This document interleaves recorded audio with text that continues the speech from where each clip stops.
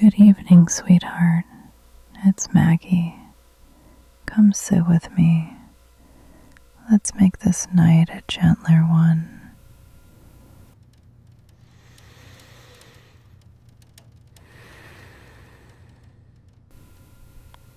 I just settled into my chair a moment ago, the same one that knows the shape of me better than most mirrors ever did.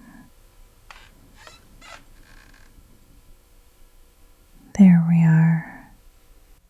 That little sound always feels like the house saying, "Ah, you're home." Lily is already at my feet, curled in that half-moon shape she saves for evenings when she can tell I'm not going anywhere else tonight. I set my tea down just now, and the steam rose up in that quiet, patient way it always does. Like it's not in a hurry to be useful. You know, nothing went wrong today. Nothing broke. No bad news. No sharp moments. And still, somewhere between morning and evening, I felt tired in a place I couldn't quite name. Not the bones, not the back, something softer than that. That kind of tired that doesn't come from doing too much, but from holding yourself steady all day without anyone noticing.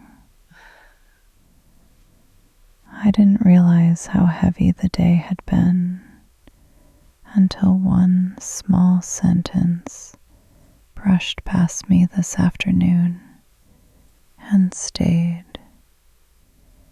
It wasn't meant to stay. It wasn't wise.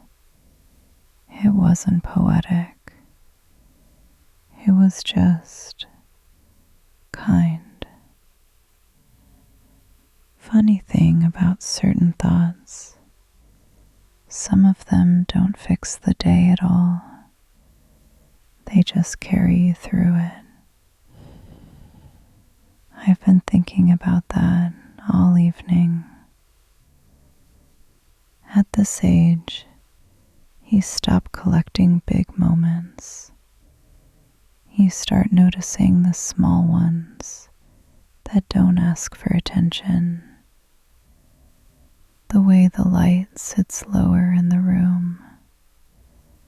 The way your shoulders drop an inch when you finally sit down. The way quiet doesn't feel empty anymore, just complete. I wrapped my fingers around the cup a few minutes ago, felt the warmth reach places words don't bother with. And that sentence, that small, tender thought, followed me home. It followed me while I washed my hands, while I fed Lily, while I stood by the window longer than necessary, watching the street grow still. I realized something then. I wasn't lonely today. I was just unseen for a few hours. There's a difference, and it matters more than we admit. So tonight, I'm not here to untangle anything. I'm not here to make sense of the day. I just wanted to sit with you in this light, with this chair, with this cup cooling at its own pace. Some evenings don't ask for answers, they ask for company. And tonight, that feels like enough. Let me tell you how that one small sentence found me today and why it stayed. It happened earlier today, not in a moment that asked to be remembered, just an ordinary hour, an ordinary place, the kind of afternoon you don't expect anything from. I had stepped out to pick up one small thing, the sort of errand you do almost on autopilot, keys in hand, coat half zipped, mind already drifting toward what comes next. The air was cool but not sharp. January has that way of pretending it's gentler than it really is. I remember standing there for a moment longer than necessary, fumbling with something simple, coins maybe, or a receipt I didn't actually need. And then someone spoke, not loudly, not carefully, just naturally. It wasn't directed at me in the way advice usually is. It didn't carry concern or instruction. It sounded more like a thought they said out loud and accidentally let me keep. I won't repeat the sentence itself, not because it was special, but because it belongs to the kind of moment that changes shape depending on who hears it. What mattered wasn't the words. It was the way they weren't trying to help me. They weren't fixing. They weren't soothing. They weren't even checking. They were just noticing. And for a second, just one quiet second, I felt included in the world again. I nodded, smiled, I think, the kind of smile that doesn't reach for politeness. And then the moment moved on, as moments do, but the sentence didn't. It stayed with me while I walked back to the car. It stayed while I waited at the light that takes longer than it should. It stayed while I carried my bag inside and set it down on the counter. I kept hearing it, not as sound, but as feeling. That soft internal shift when something heavy decides to loosen its grip without making an announcement. I thought about how, years ago, I might not have noticed it at all. I was better then at rushing past small kindnesses. I thought strength meant speed. Now, I understand something different.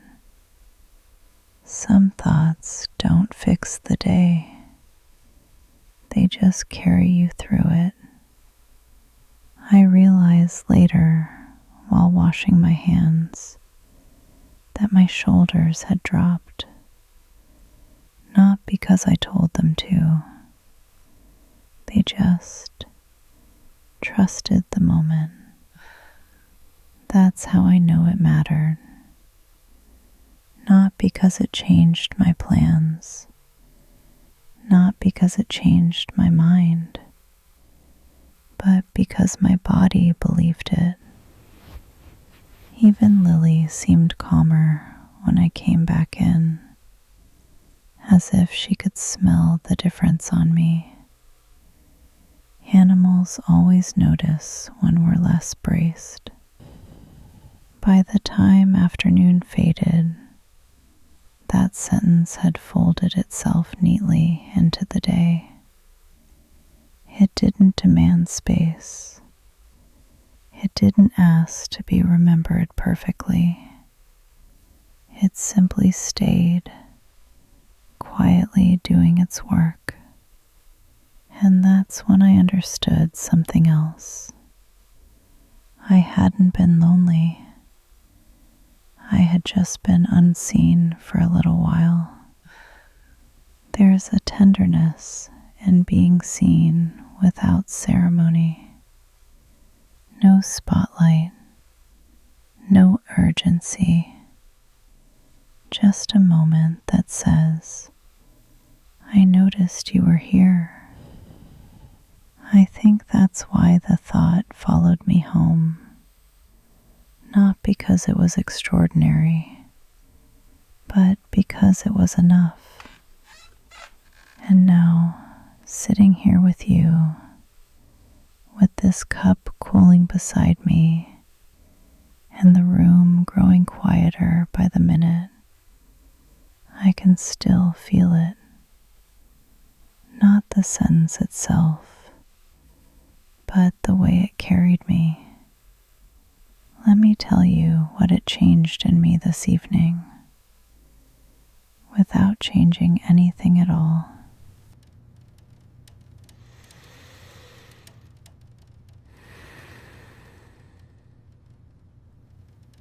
It's strange how a sentence that would have slipped right past me years ago now knows exactly where to land. When I was younger, I thought words had to do something to matter. They had to explain, convince, solve. If a sentence didn't lead somewhere, I didn't know what to do with it. Back then, I wanted answers, big ones. What's next? How long? Why this? Why now? I didn't have much patience for small kindnesses. They felt inefficient. Age has a way of rearranging your expectations. Not all at once, just quietly. Somewhere along the way, I stopped asking words to rescue me. I started noticing the ones that simply stayed. At this age, you don't need someone to tell you what to do. You've done plenty. You don't need advice wrapped in concern or solutions disguised as love. What you need, sometimes without realizing it, is permission to exist without performing. That's why small words feel heavier now. They're not trying to move you forward. They're letting you rest where you are. I think of it like this. When you're young, you carry your life with your arms outstretched, always reaching, always bracing. But later, you carry it closer to your chest, and anything that touches that space has to be gentle. That sentence today, it didn't lean on me. It didn't ask anything. It just sat beside what I was already holding. And suddenly, the day didn't feel like something I had to get through. It felt like something I was allowed to be inside. There's another thing no one really tells you about this part of life. You don't feel lonely the way you did before. It's quieter than that. Loneliness announces itself. This feels more like being overlooked, like standing in a room where everyone is busy being useful and no one quite notices that you've already done your part. That's why being seen, even briefly, lands so deeply, not dramatically, just accurately. Lily nudged closer a moment ago. She always does that when my breathing changes. Animals don't ask questions about our usefulness. They just check whether we're present and stay. I've learned to trust moments like that, the ones that don't sparkle, the ones that don't demand gratitude, the ones that simply soften something you didn't know was tight. If you'd asked me at 40 what mattered most, I would have said stability, security, a plan. If you ask me now, I'll say this: a day that doesn't hurt, a sentence that doesn't push, a moment where you don't have to explain yourself. That's enough to carry you, not forever, just for today. And maybe that's the quiet gift of getting older. You stop asking life to be loud. You start noticing when it's kind. I'll tell you how that small thought followed me into this room and what it did once the evening settled in.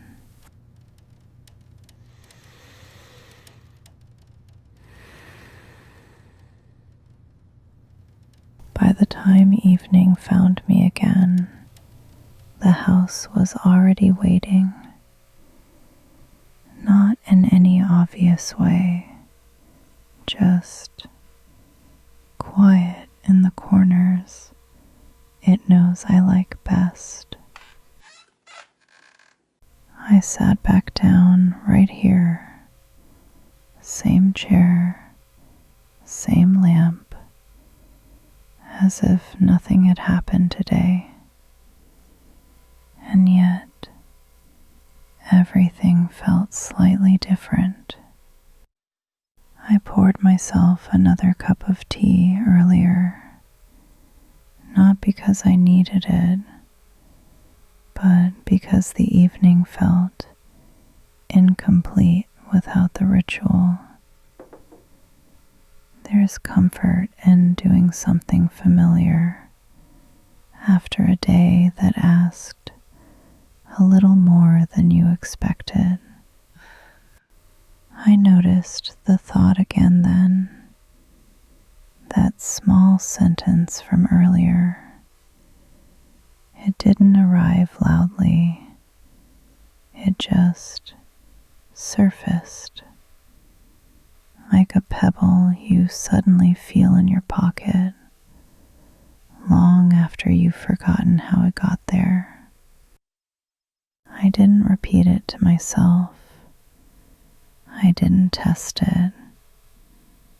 I just let it sit. And somehow that was enough.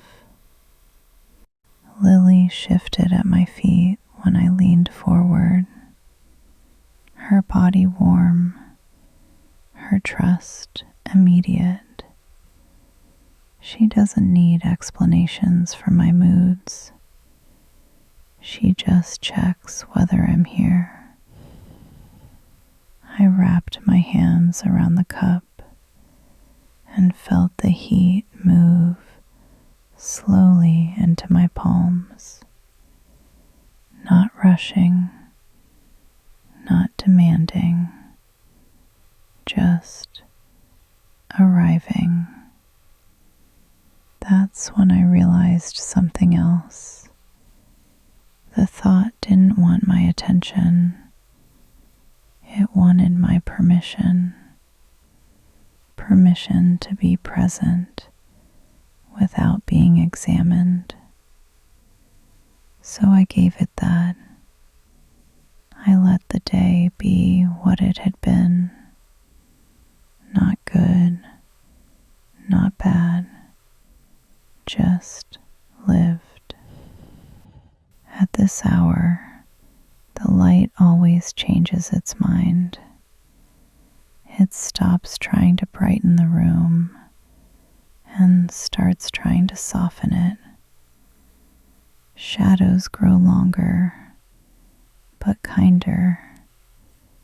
Edges blur in a way that feels forgiving. I've come to trust this part of the evening. It never asks questions. I rested my head for a moment and felt my shoulders finally let go. Not because I told them to. They just agreed. There's a moment each night, right about now, when the body stops arguing with the day, and the mind, if you're lucky, follows.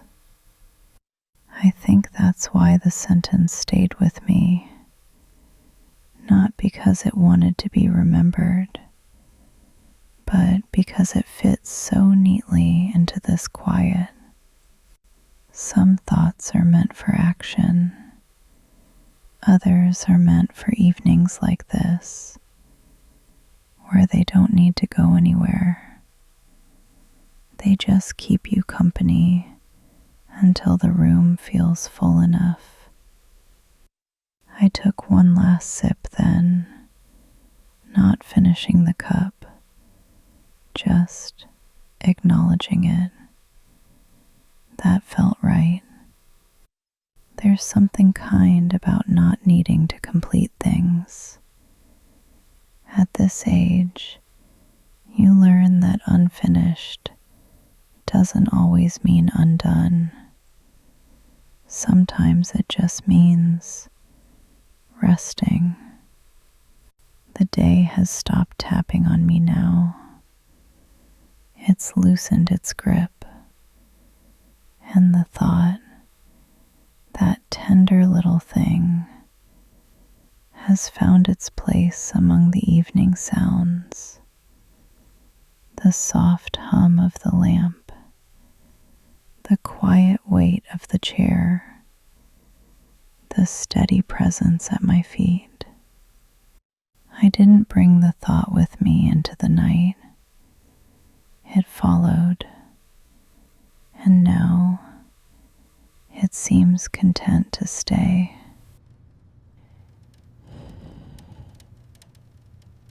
There's something the evening teaches me over and over again, but only if I let it speak slowly. Not being alone doesn't always mean someone is sitting across from you.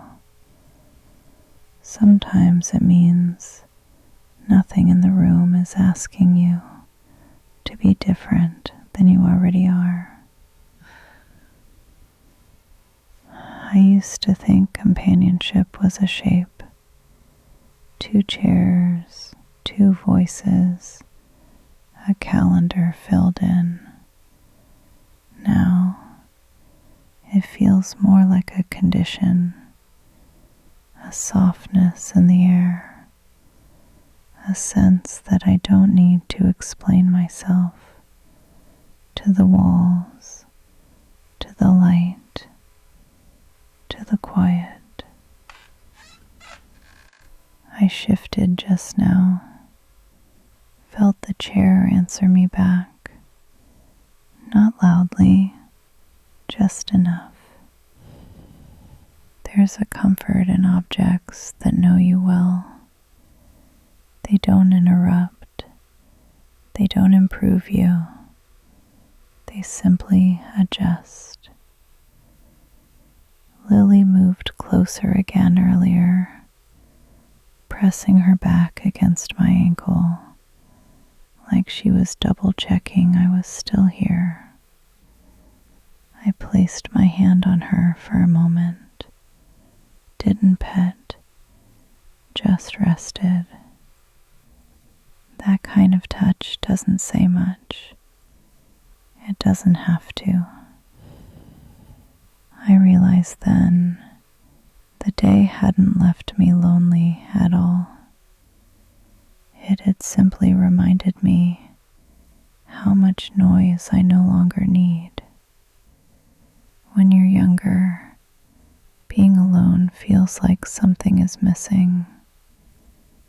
When you're older, it can feel like something unnecessary has finally stepped aside. I know that sounds like something you only understand after a few decades of carrying conversations that didn't quite fit. That small sentence from earlier, the one I never repeated aloud, it didn't give me company. It reminded me I already had it. In the way the afternoon light held still for a moment, in the way my body stopped bracing, in the way I walked back inside without rushing. Not being alone doesn't require witnesses. It requires permission. Permission to let the room be enough. I took another sip of tea then, not because I was thirsty, but because my hands wanted something warm to do. Sometimes that's all the comfort we need. Something warm to hold while the evening finishes settling. The thought didn't ask me to remember it.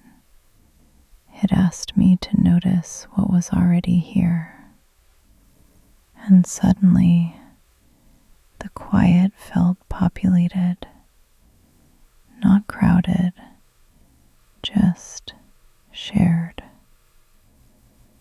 I think that's what changes as we age.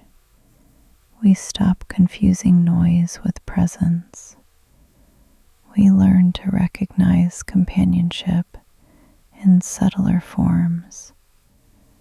A lamp that keeps its promise. A chair that remembers your weight. A dog that knows when you're thinking too hard. Even this moment, sitting here with you, feels like that kind of company. Not demanding, not urgent, just steady. And maybe that's why the thought stayed with me, not to fix anything, but to remind me that I was already being held by the shape of the evening itself. In a little while, I'll let the night carry the rest. But first, there's one more quiet thing I noticed, and I'd like to tell you.